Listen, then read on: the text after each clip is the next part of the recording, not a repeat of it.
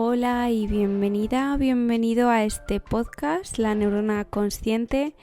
Yo soy Flavia, médico residente en psiquiatría y neurología, y tanto si eres nueva por aquí como si eres una de nuestros oyentes habituales, bienvenida y gracias por participar en este espacio conmigo en el que trataremos temas relacionados con el mindfulness, desarrollo personal y psicología cognitivo-conductual, con el fin de mejorar tu bienestar general y prestarte las herramientas que te ayuden a navegar la realidad sin perderte a ti misma.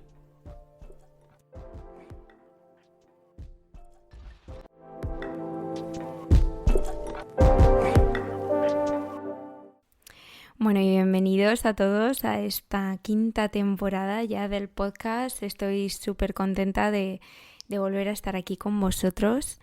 Y en el episodio de hoy hablaremos un poquito de unas pinceladas muy sencillas acerca de uno de los trastornos dentro del espectro del trauma, que es el estrés postraumático, para que comprendamos un poquito mejor qué es esta patología, qué es lo que sienten o cómo la sufren las personas que tienen que estar viviendo con ella.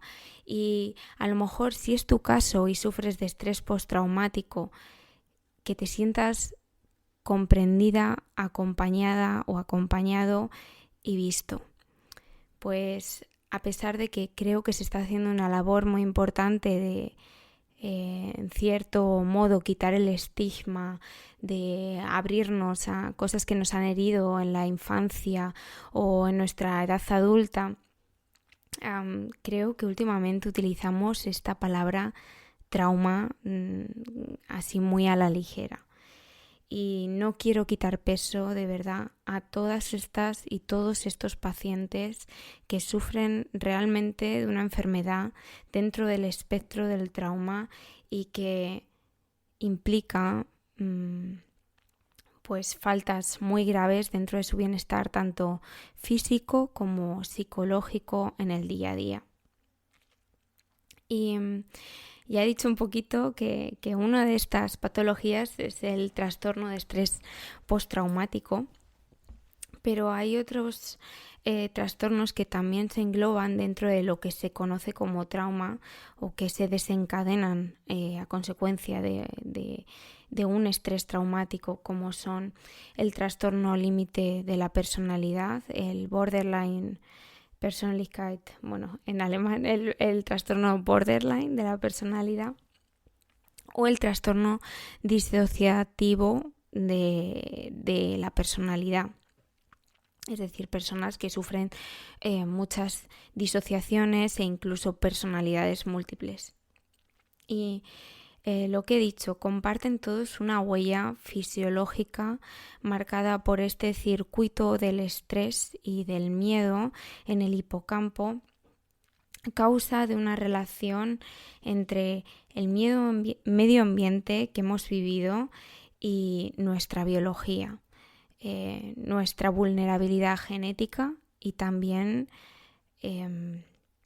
nuestra vulnerabilidad genérica. El género tiene en este punto realmente un peso importante en cuanto al desarrollo del trauma y creo que es importante hacer un apunte en este momento que mujeres sufren más violencia de tipo sexual y que los hombres sufren por lo general una violencia más física, corporal, y que este tipo de enfermedad, de trastorno se conoció sobre todo por veteranos de guerra que regresaban a su casa después de un cierto tiempo y eran incapaces de desconectar de todo aquello que habían vivido.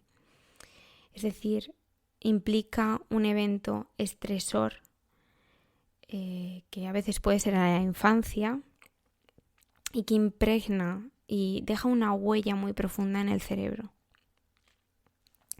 Son experiencias que activan una respuesta de supervivencia, que por lo general desencadenan una sensación de de impotencia, de estar en peligro agudo, de que nuestra vida o la vida de otros corre en peligro y de que no podemos hacer nada. Es decir, que nuestra vida depende de quizá de otros o de situaciones incontrolables. Por eso también incluso catástrofes medioambientales se han incluido dentro de estas experiencias que se consideran traumáticas. En este punto, nuestro cerebro actúa de forma rápida para ponernos a salvo, pero muchas veces nuestras capacidades o las capacidades de estas personas en el momento de vivencia del trauma son tan limitadas que casi que entran en un estado de congelamiento, de inmovilización, y es precisamente esto lo que reviven. Es un sistema estresor que permanece activo más allá del evento. Es decir, el cerebro no ha conseguido cerrar esa etapa, no ha conseguido juntar todas las piezas de ese puzzle que es la memoria para archivarlo. Y es como si muchas veces incluso los pacientes se refieren a este evento como si supieran que hubiese pasado, no supiesen si fuese real, y hay una alteración de la memoria en cuanto a lo que ha pasado, en qué orden. Incluso a veces pueden aparecer los blackouts, las zonas oscuras que no se recuerdan de forma consciente del trauma. Y esto impide a la persona llevar una vida normal, entre comillas, o llevar una vida sana. Y este estrés se relaciona directamente, como he dicho, con eventos de trastornos disociativos, con el trastorno de la personalidad límite, con el estrés postraumático y con algunos subgrupos de depresiones mayores. Y creo que en este punto es importante decir que hay estudios neurobiológicos que, sin embargo, a este tipo de estresores no le han encontrado relación, o por así decirlo, que la neurofisiología en este punto es diferente en el caso de otros trastornos como pueden ser el trastorno obsesivo-compulsivo, el trastorno del pánico o de la ansiedad generalizada. No tienen el mismo perfil neurobiológico. Entonces, por supuesto que a este punto pudiéramos decir que hemos vivido situaciones difíciles que nos definen y que de alguna forma marcan una huella en nuestra personalidad, pero creo que no deberíamos en este punto referirnos a ellas como trauma o traumáticas, sino como heridas que definen nuestra personalidad, pero que al fin y al cabo no nos limitan de esta forma tan incapacitante como es realmente un trauma, sin quitarle la visibilidad, la aceptación y la visibilidad a nadie.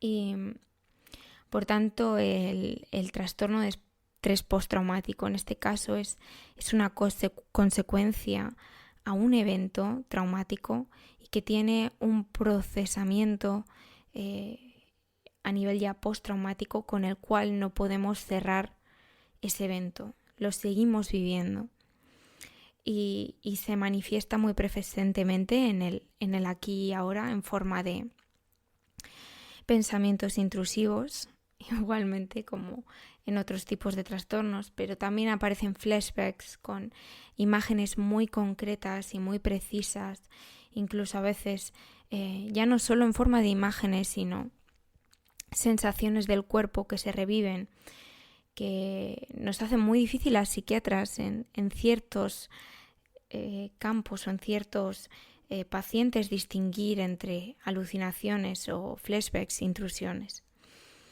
Aparecen comportamientos evitativos, intentan evitar zonas, imaginemos, ¿no? Una mujer que pues siendo niña pues ha sido abusada en la calle de forma pues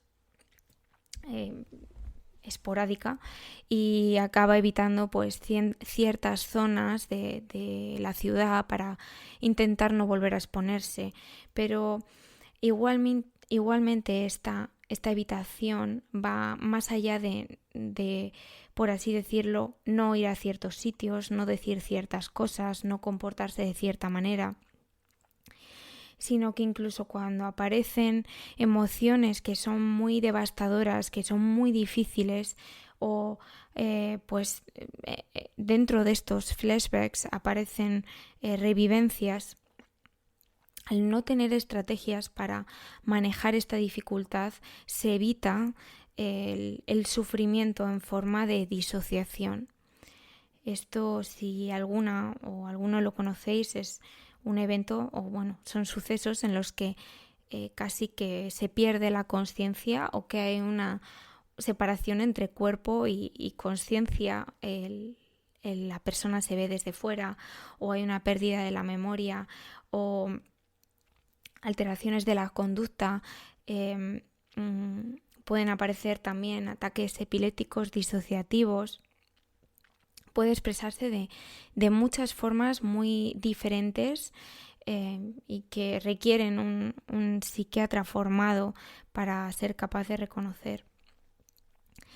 Hay también como un síntoma muy prevalente y muy importante es la hipervigilancia. Hay un estado de alerta que permanece constante y que son casi que incapaces de apagar a causa de este evento.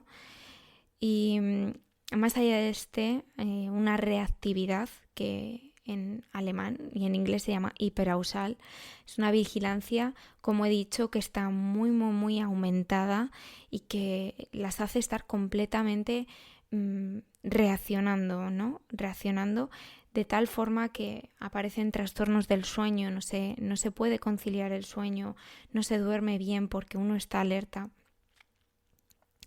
Aparecen dificultades para estar concentrada, para concentrarse en tareas simples incluso de la vida.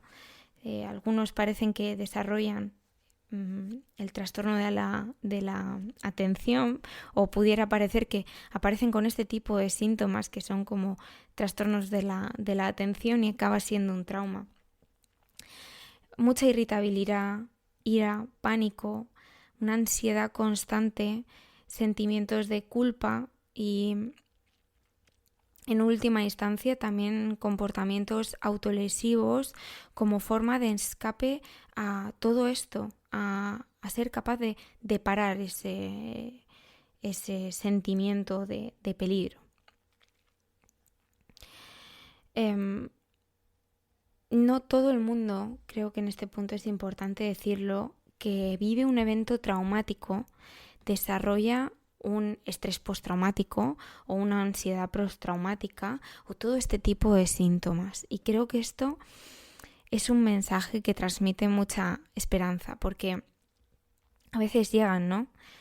Pacientes pues que han sufrido una violación o que han tenido pues cierta experiencia que obviamente puede tener un potencial muy alto de ser traumático, y creo que en este punto hay que decirlo, que los seres humanos tenemos muchísimos recursos internos que movilizar y que podemos movilizar y que los movilizamos de hecho para poder seguir siendo funcionales. Es que un estudio ha mostrado que en Estados Unidos entre el 40 y el 80% de la población ha vivido un evento potencialmente traumático. Y la prevalencia, sin embargo, del estrés postraumático es tan solo del 7%. Quiero decir, en este punto no debemos para nada menos bajoestimarnos como seres y como personas, que somos capaces realmente de adaptarnos y de movilizar nuestras fuerzas ante situaciones desafiantes y, ¿por qué no?, a encontrar mecanismos adaptativos que nos ayuden a seguir adelante. Quiero en este punto hacer un llamamiento un poquito a la prevención y un poco de cara a esto yo creo que va dirigido el episodio de hoy. Creo que es importante hacer una prevención primaria, una prevención antes de que pueda sufrir un evento traumático, de que sepamos lo que sepamos que es una respuesta al estrés y que sin duda va a jugar un papel muy importante cómo nosotros estemos manejando el estrés en nuestra vida general y de forma cotidiana. Una prevención más allá de todo esto secundaria, por supuesto, que debe ofrecerse a personas que hayan vivido, pues, como he dicho, eventos potencialmente peligrosos y traumáticos, un acompañamiento y, por supuesto, si empiezas a reconocer algunos de estos síntomas y te has sentido identificada, una prevención en este punto antes de desarrollar un trastorno de estrés postraumático realmente difícil, es importante que empieces un acompañamiento terapéutico desde los primeros síntomas. Y por lo tanto, reconocer cuáles son las formas en las que se muestra un trastorno de estrés postraumático es vital. Muchas veces aparecen después del tercer mes del evento, de que haya pasado, y se sostienen por más de 6 meses. Esos son criterios diagnósticos y precisamente el diagnóstico es algo que realmente se hace difícil, que quiero dejar en este punto claro que por favor no te autodiagnostiques, no intentes hacerte una forma de autoterapia con este sentido de yo tengo un trauma y tengo esto y tengo aquello. Por favor, acude siempre a un profesional de la salud mental que sea capaz de acompañarte, porque esto es una carrera ya no de 100 metros, sino una maratón. Es un diagnóstico difícil que a veces se hace muy difícil de distinguir entre una psicosis en casos severos, pues estas intrusiones, estos flashbacks son tan vividos, son tan reales que parecen incluso alucinaciones. Y precisamente tener a profesionales de la salud dispuestos a pensar en el trauma como entidad patológica compleja es algo que te va a ayudar muchísimo en este punto a salir, puesto que el pronóstico no es infausto, no es malo. Y vamos a tocar unos pequeños puntos de la terapia del trauma que no me quiero, la verdad, que meter mucho, porque tampoco me quiero extender demasiado. Pero como ya sabéis, en la psiquiatría hay 2 pilares fundamentales de la terapia que son tanto el farmacológico como el psicológico, ¿verdad? La terapia psicológica. Y puesto que los síntomas pueden ser realmente tan severos, en este punto, pues el tratamiento farmacológico se pueden utilizar tanto antidepresivos como simpaticolíticos para romper esa respuesta del estrés. Se pueden utilizar en algunos casos también antipsicóticos que nos separen un poquito de estos flashbacks, de estas intrusiones. Anticonvulsivos, como he dicho, hay ciertos tipos de epilepsias que son disociativas, y tranquilizantes de forma puntual y aguda. Pero la terapia o el mayor peso de la terapia recae en la psicoterapia, en esto no hay duda. Y para eso es fundamental que aprendas, ¿no? El paciente la persona aprenda a soportar todo aquello que es incómodo, a dejar de evitar. Para esto, La terapeuta Marsha Linehan desarrolló con su método del DBT habilidades maravillosas y hay muchísimas habilidades que se pueden aprender para poder sostener el sufrimiento, siguiendo por la cognitivo-conductual, por supuesto, pasando por la EMDR, que esto está como muy de moda, la hipnosis, pero sin lugar a dudas la terapia que más éxitos que mejor pronóstico ha demostrado es la de las exposiciones acompañadas de las habilidades, los skills para sostener este malestar. Así que, haciendo una pequeña recapitulación, creo que es importante que todos entendamos que no es lo mismo cuando decimos tengo un trauma de la infancia que realmente un trastorno de estrés postraumático que realmente implica una incapacidad psiquiátrica, psicológica y física y que necesita el acompañamiento terapéutico de un profesional de la salud mental. Si tienes alguna duda en cuanto a traumas o te gustaría más que indagase en este tipo de trastornos de este espectro, déjamelo en los comentarios. Y si has llegado hasta aquí, te agradezco que hayas pasado este ratito conmigo. Suscríbete o deja un rating si te ha gustado este episodio. Te recuerdo que puedes encontrarme también en Instagram como La Neurona Consciente. Con esto me despido y nos vemos la semana que viene.